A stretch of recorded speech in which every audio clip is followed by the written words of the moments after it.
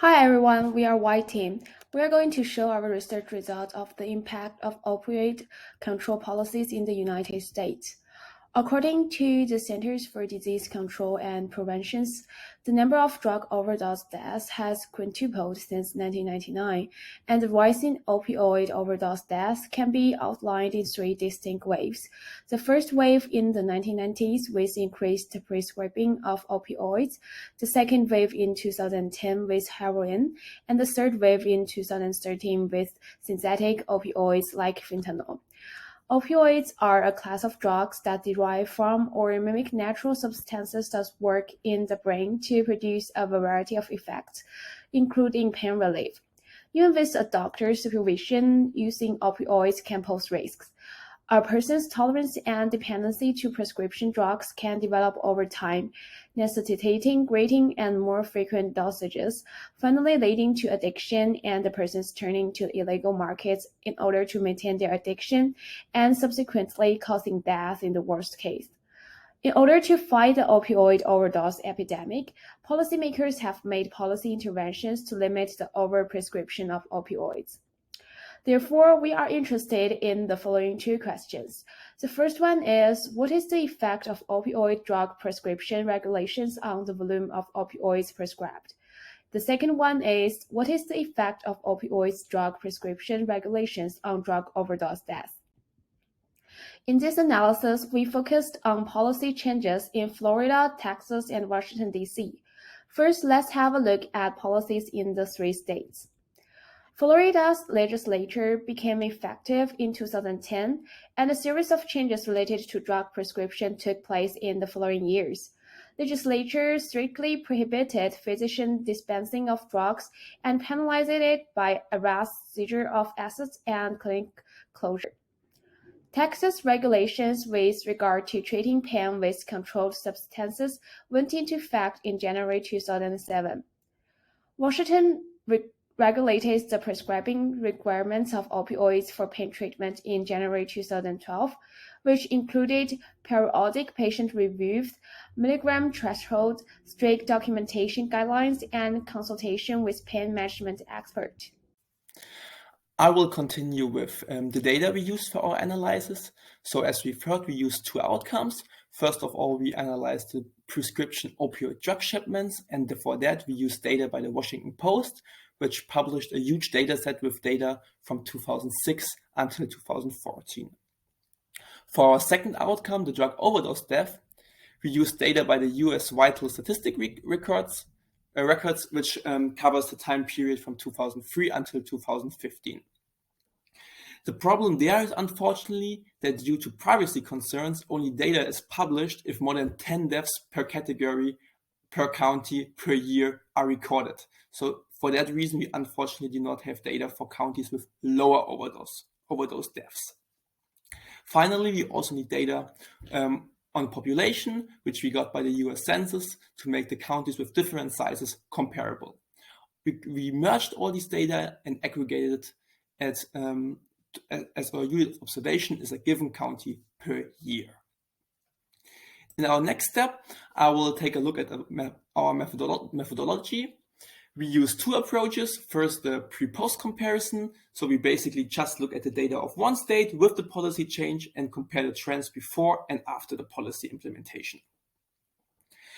A more sophisticated approach is the difference in difference approach, where we basically compare the changes in trends between a state with a policy change and similar states which did not experience a policy change before and after the policy implementation.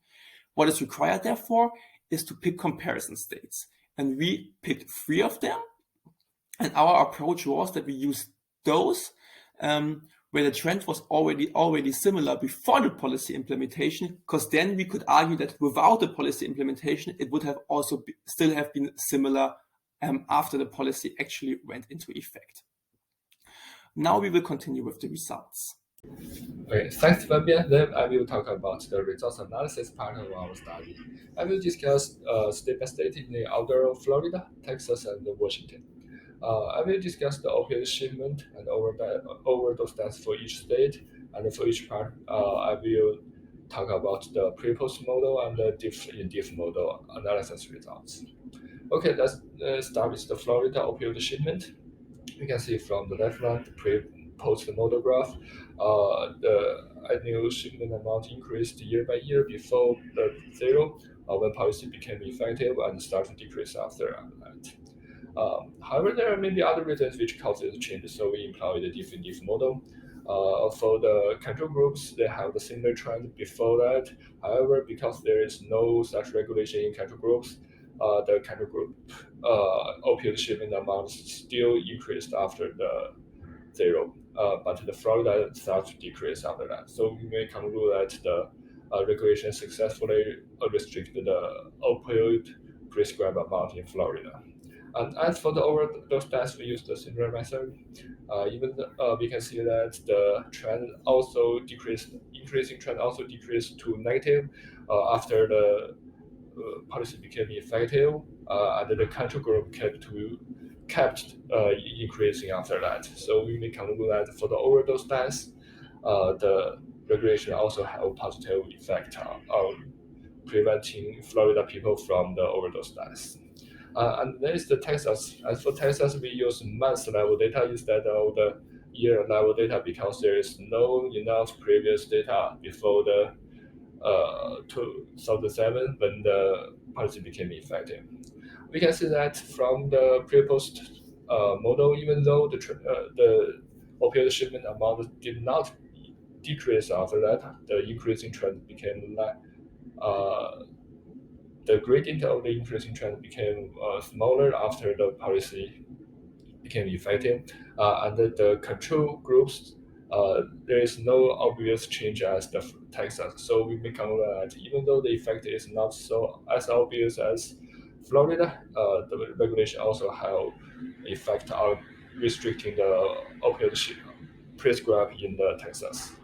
And as for the overdose deaths in Texas, the trend starts to decrease after the policy became effective, when the control group overdose deaths kept to increase after that. So we may conclude that the policy also succeed in Texas in restricting the opioid prescribed amount and the overdose deaths. Then it's the Washington state. We can see that from the pre-post model, the trend seems to be less increasing after the policy became effective. However, from the different from previous two, you can see that the control group also have the similar trend.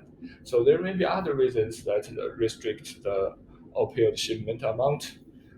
We may need further exploration, but not conclude that it's because of the policy directly. The same thing happened at the overdose deaths for Washington. The regulation do not have obvious effect on the overdose deaths restriction on Washington. We can see from the pre-post model, it even has a larger gradient after the policy became effective, which has the same changing trend as the control group. So there may be some other reasons related to those control groups and Washington, the states which has similar policies before. So we may need more research to explore the regulation effect and the potential reason for those changes. Here comes to our limitations part. Firstly, because the US Census population data is published once every decade, most pieces of the population data are estimated, which could be different from the exact ones. Secondly, when analyzing the effect of policy on opioid shipment in Texas, we use yearly populations instead of monthly ones, so our analysis may not fully reflect the real situation. However, we assume that population won't change dramatically in the same year. The trend should be the same. Thirdly, we selected states in control group based on similar trends of opioid shipments and deaths, ignoring factors like income, population, etc. And we only selected 3 states as comparison states for every state that had drug control policies. Additionally, these comparison states may also have had some regulatory guidelines impacting both the shipment and deaths of opioids. And then here comes our conclusions part.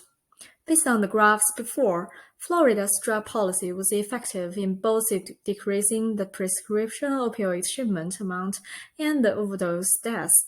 Texas' drug policy decreased the rate of increase in opioid shipments and succeeded in changing the trend in overdose deaths. In contrast, Washington's drug policy only lowered the still increasing rate of overdose deaths compared to similar states.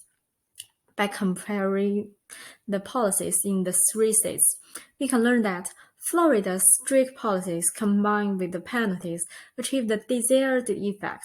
However, policies in both Texas and Washington were mainly too moderate to be very effective. And in the meantime, no severe penalty was introduced. In conclusion, when making policies, the problem's root cause should be considered, and strict rules that are well applied can assist in producing the intended effects. And we are back, team. Thanks for watching.